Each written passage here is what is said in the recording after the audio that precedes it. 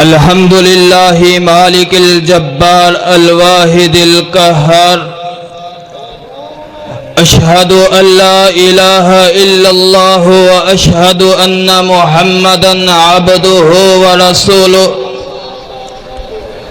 المصطفى المختار صلى الله عليه وآله وصحبه أخيار أما بعد فأعوذ بالله السميع العليم من الشيطان الرجيم بسم الله الرحمن الرحيم فويل للمصلين الذين هم عن صلاتهم ساهون الذين هم يراءون۔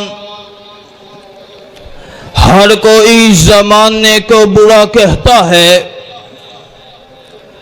ہر کوئی زمانے کو برا کہتا ہے، کوئی یہ کیوں نہیں کہتا کہ میں برا ہوں۔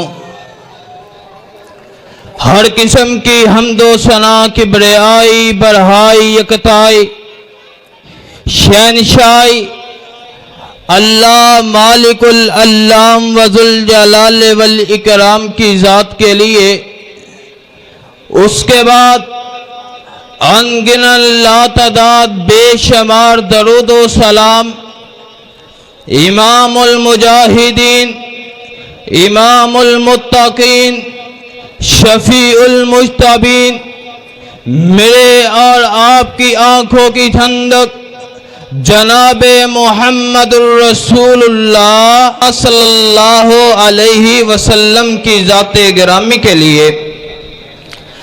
اس کے بعد سب سے پہلے میں اپنے اوپر حق بھی سمجھتا ہوں، فرض بھی سمجھتا ہوں کہ ان اپنے والدین کے لیے دعا کروں جہاں پہ مجھے قبولیت کا وقت نظر آئے، جہاں پہ مجھے یہ معلوم ہو کہ اللہ اس وقت دعا قبول کرے گا، تو میں اپنے والدین کے لیے دعا کرتا ہوں کہ جن کی تربیت سے، کہ جن کی محنت سے آج مجھے منبر رسول پہ بیٹھنے کی اللہ نے توفیق بخشی۔ یا الہ العالمین میرے والدین کو صحت والی ایمان والی زندگی عطا فرما۔ یا الہ العالمین میرے والدین کا سایہ میرے سر پہ ہمیشہ قائم رکھنا۔ یا الہ العالمین جنہوں نے دل کی اتھاہ گہرائیوں سے آمین کہا ہے ان کو بیت اللہ کی زیارت نصیب فرما۔ میں مختصر سے وقت کے اندر دو باتیں آپ احباب کے سامنے پیش کرنا چاہتا ہوں۔ اصل میں میرا موضوع تھا اطیع اللہ و اطیع الرسول اور اسلام میں خواتین کا کردار، لیکن آج جب نماز تراویح میں حافظ صاحب تلاوت فرما رہے تھے فویل للمصلین الذین هم عن صلاتهم ساہون، میرے ضمیر نے یہ گوارا نہیں کیا کہ میں کوئی اور موضوع بیان کروں۔ حضرات گرامی قدر، آج ہماری نماز کی وجہ سے اس دنیا میں بے شمار نعمتیں دیکھنے کو نظر آتی ہے، اور اس نماز کو ترک کرنے کی وجہ سے بے شمار وبائیں نظر آتی ہے۔ جب کوئی قوم بے نماز ہو جائے، جب کسی قوم کے اندر بے نمازی عام ہو جائے، گھر گھر کے اندر بے نمازی ہو، گھر گھر کے اندر نماز کو چھوڑنے والا مرد عورت ہو، اس وقت کرونا پیدا ہو جاتا ہے، اس وقت بے روزگاری عام ہو جاتی ہے، اس وقت اللہ کی لعنتیں اس قوم پہ عام ہو جاتی ہے، اس وقت قوم اللہ کی رپیٹ میں آ جاتی ہے، اس وقت قوم پہ اللہ کے عذاب آ جاتے ہیں۔ آج ہم خود ہی دیکھ لیں، کہیں دور جانے کی بات نہیں، کہیں دوسرے شہر میں جانے کی بات نہیں، کہیں دوسرے محلے میں جانے کی بات نہیں، اپنے اس محلے کی بات کرتا ہوں۔ اس محلے میں کم سے کم 400 گھر ہے 400 گھر، ہر گھر میں سے 2 فرد بھی آئے تو میں سمجھتا ہوں کہ مرکز محسن المحسنین کم پڑ جائے، اس کو 3 منزلی بنانا پڑے۔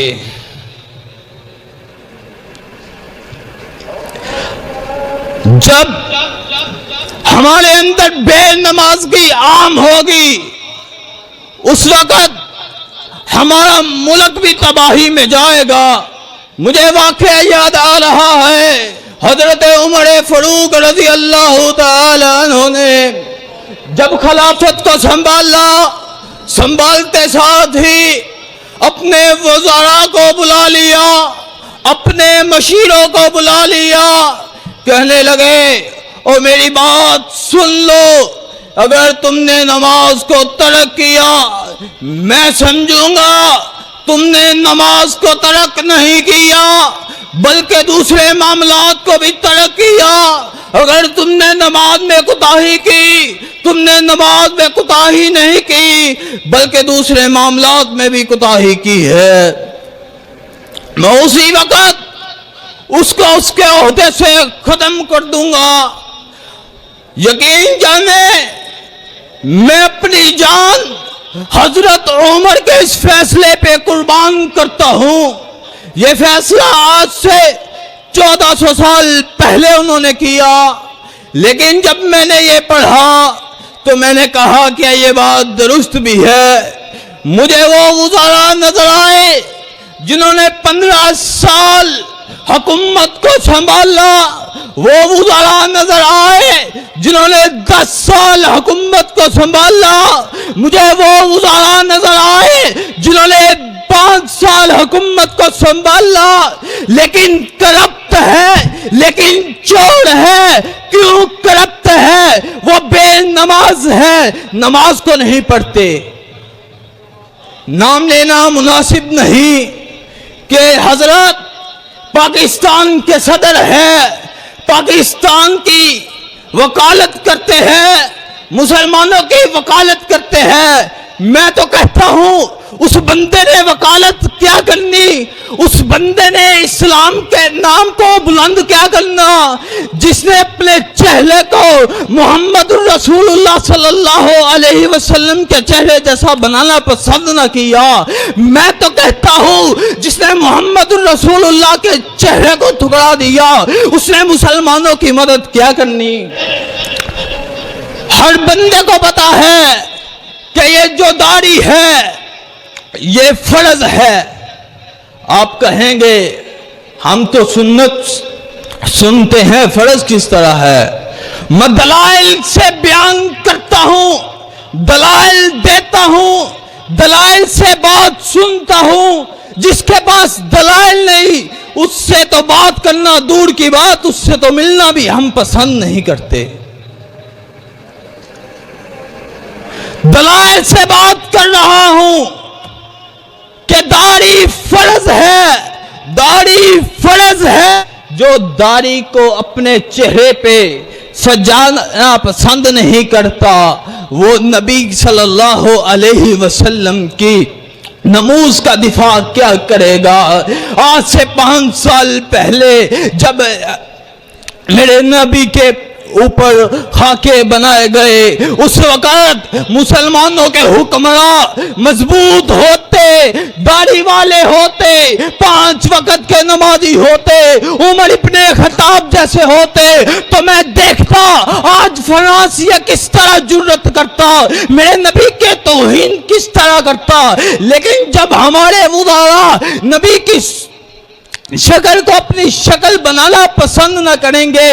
جب ہماری سیاست نواز شریف کے ہاتھ میں آئے گی, عمران خان کے ہاتھ آئے گی, فواد چودھری کے ہاتھ میں آئے گی, مریم نواز کے ہاتھ میں آئے گی, مریم اورنگزیب کے ہاتھ میں آئے گی, فردوس امان کے ہاتھ میں آئے گی, وہ خواتین کہ جو نبی علیہ السلام کی ازواج مطہرہ, نبی علیہ السلام کی بیٹیوں کی جیسی اپنی شکل کو بنانا پسند نہیں کرتی, وہ مسلمانوں کی خیر خواہ کس طرح ہو سکتی ہے؟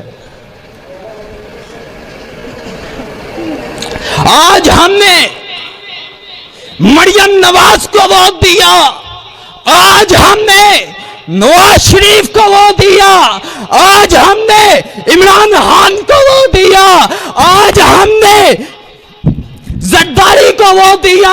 بتلاؤ مجھے, دین کے لیے علماء کرام بھی کھڑے ہوتے ہیں, کبھی ہم نے ان کو ووٹ دیا ہے؟ کہتے ہیں اسلام نافذ نہیں ہوتا ملک میں. کس طرح اسلام نافذ ہو؟ جب ووٹ کی باری آتی ہے تب ہماری برادری نہیں رہتی, تب ہماری ناک نہیں رہتی. یہ ووٹ بھی آپ کے پاس امانت ہے. میں تو سمجھتا ہوں جو داڑھی منڈا ہے ووٹ لینے کا حقدار ہی نہیں ہے. اٹھائیے سورۃ الانعام کو, اللہ رب العالمین اس امر کا اعلان فرما رہے ہیں کہ جو میری تحلیق کو چینج کرتا ہے وہ میرے ساتھ اعلان جنگ کرتا ہے. حضرات گرامی قدر, اللہ نے آج ہمیں مرد بنایا ہے لیکن ہم آج داڑھی کو منوا دیتے ہیں, داڑھی کو ختم کروا لیتے ہیں. یہ کہ اللہ کے ساتھ اعلان جنگ نہیں؟ جی میں بات کو جلدی مکمل کرتا چلتا ہوں کیونکہ فضیلت مآب والد گرامی تشریف لا چکے ہیں. ان کے لانے سے پہلے صرف آپ کو بیدار کرنا ہی میرا مقصد تھا. مفسر جاندار شاندار انشاءاللہ والد گرامی کا بیان ہوگا. حضرات گرامی قدر, دوسری وجہ بیان کر کے, پہلی وجہ کہ ہم نے نمازوں کو چھوڑ دیا, اس وجہ سے ہمارے اوپر کورونا مسلط ہو گیا, اس وجہ سے ہمارے اوپر نحوست عام ہو چکی ہے, اس وجہ سے ہمارے گڑگڑ میں پریشانیاں جنم لے رہی ہے. اللہ رب العالمین نے اس لیے اعلان فرمایا, اے لوگوں اپنی نماز میں جو کمیاں ہیں ان کو پورا کر لو. وہ کیسی کمی کہ نماز پڑھنے کے لیے کھڑا ہوا ہے, پڑھ تو سورۃ فاتحہ رہا ہے لیکن اس کا ذہن کسی اور کی طرف ہے, پڑھ تو تشہد کی دعائیں رہا ہے لیکن اس کی توجہ کسی اور طرف ہے. حضرات گرامی قدر, یہ بہت بڑی کمزوری ہے. خالی یہ نہیں, یہاں پہ ایک اور نکتہ آپ کے بیان کرتا چلوں کہ آج ہمارے معاشرے میں بتانے والوں نے لوگوں کو پتہ نہیں کہاں سے حدیثیں نکال کے دے دی کہ رکوع سے پہلے رفع دین کرنا کہیں ثابت نہیں, رکوع سے کے بعد رفع دین کرنا کہیں ثابت نہیں. قیامت کے دن انشاءاللہ اس کا بھی سوال ہوگا. آئیے صحیح سند کے ساتھ صحیح حدیث کو بیان کرتا ہوں. غان سعید رضی اللہ تعالی بیان کرتے ہیں, ہم رسول اللہ صلی اللہ علیہ وسلم کے پاس تشریف لائے. ہم نے کہا رسول اللہ صلی اللہ علیہ وسلم ہمیں نماز کا طریقہ بتلا دیجئے, ہمیں نماز کا طریقہ سکھا دیجئے.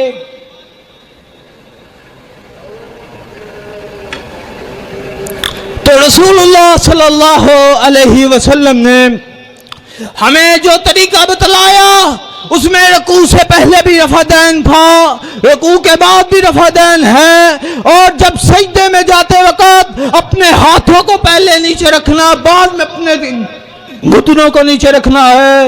ये भी हमारे अंदर नमाज में एक कमजोरी पाई जाती है।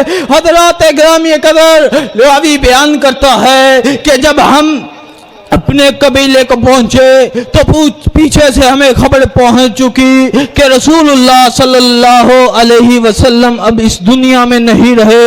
आइए, अगर आपके पास कोई दलील है, कोई हदीस है, दिखाइए मुझे, ताकि मैं भी हदीस पे अमल करने वाला बनूं, ताकि मैं भी नबी के फरमान को अपने सीने से लगाऊं। हम तो वो है कि अब उज़ाला की बात आए, एक तरफ हमारे अमीर और मोमिनीन जनाब मोहम्मद रसूलुल्लाह की बात हो, हम वजीर की बात को ठुकरा देते हैं, अपने बड़े भाई की बात को ठुकरा देते हैं, अपने नंबरदार की बात को ठुकरा देते हैं, अपने चौधरी की बात को ठुकरा देते हैं। अगर बात को सीने से लगाते हैं, नबी के फरमान को लगाते हैं, अगर किसी की बात पे अमल करते हैं तो मोहम्मद मुस्तफा की बात पे अमल करते हैं। हजरात गिरामी कदर, आखिरी गुजारिश, आज हमारे यहां कहते हैं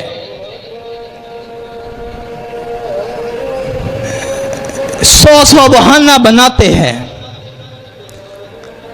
एक दो उज़र बयान करके नमाज से इजाजत चाहते हैं। लेकिन मैं बतलाता चलूं,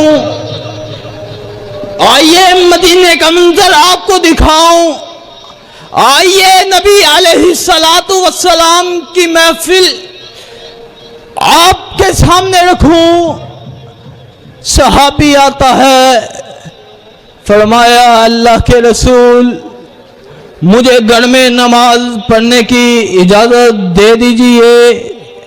फरमाया खैर है मेरे दीवाने, खैर है कि नमाज की इजाजत लेने के लिए आ गया।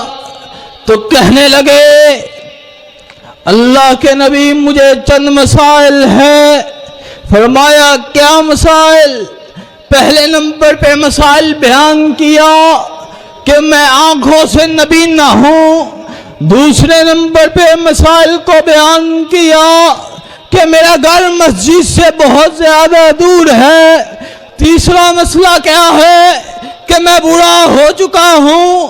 चौथा मसला क्या है कि मुझे मस्जिद में लाने वाला कोई मेरा पोता, कोई मेरा बेटा, कोई मेरा नवासा नहीं है। और मसला क्या बयान करते हैं कि रास्ता भी साफ नहीं है, पत्थरों वाला है, दरख्तों वाला है, कांदों वाला है। फरमाया जा मेरे सहाबी, चला जा घर में नमाज पढ़ा कर। लेकिन अभी रास्ते में ही है, महफिल को छोड़ा नहीं। नबी अलैहिस्सलातु वस्सलाम ने बुला लिया। नबी अलैहिस्सलातु वस्सलाम ने बुला के पूछा हल तस्माउल मुअज्जना फिल बैतिल्लती अंत फीही। कुर्बान जाऊं सहाबी के जवाब पे हमारे जैसा होता तो कहता जी जी अल्लाह के नबी, मैं मुअज्जन की आवाज को नहीं सुनता, मेरे तक मुअज्जन की आवाज नहीं जाती। सर्दियों में जाया करती थी क्योंकि पखे बंद हुआ करते थे, स्पीकरों की आवाज पहुंचा करती थी। अब गर्मियां आ चुकी है, पखे चलते हैं, स्पीकर की आवाज नहीं पहुंचती। लेकिन सहाबी ने कहा जी जी अल्लाह के नबी, 7 मसाइल एक तरफ आती है मुझे अजान की आवाज। फरमाया मेरे सहाबी फिर तुझे मस्जिद में आके नमाज को पढ़ना होगा। नमाज बाजमात पढ़नी होगी। क्या आज हम नमाज को अदा करते हैं? क्या आज हम नमाज पे अपने वक़्त को कुर्बान करते हैं? क्या आज हम नमाज के लिए अपने कारोबार को कुर्बान करते हैं?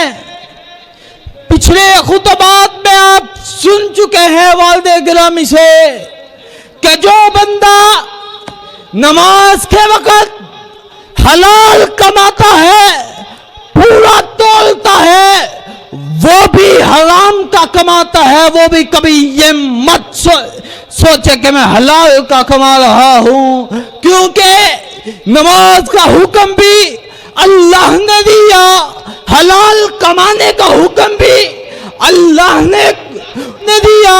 کوئی یہ مت سمجھے کہ اذان ہو رہی ہے چلو یہ میں جانوروں کے لیے پتھے بنا لوں، کوئی یہ مت سمجھے میں یہ 4 گاہکوں کو دکان سے روانہ کر لوں پھر ہی نماز کو ادا کروں گا۔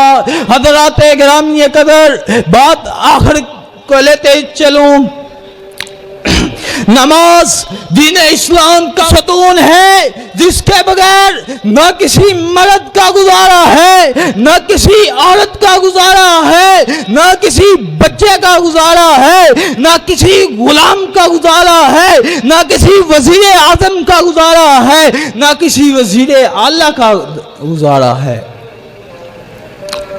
اگر کوئی ملک کا وزیر اعظم ہے، اگر کوئی علاقے کا ایم پی اے ہے، ایم این اے ہے، اپنی برادری کا بڑا ہے، اپنے گھر کا بڑا ہے، کل قیامت کو اس کے متحد لوگوں کے بارے میں سوال کیا جائے گا۔ باتیں تو آج آپ سے بہت کرنا چاہتا تھا، لیکن آج لیلۃ القدر کی رات ہے اور مناسب نہیں سمجھتا کہ والد گرامی کی موجودگی میں مزید گفتگو کی جائے، تو اپنی بات کو یہاں پہ ہی ختم کرتا ہوں۔ یہ نہ ہو کہ محفل ساری رات آباد رہے اور ہم عبادت کرنے سے محروم رہے۔ آج کی اس گناہگار بندے کی چند گزارشات کا خلاصہ کہ نماز اللہ نے ہمارے اوپر فرض کر دی ہے۔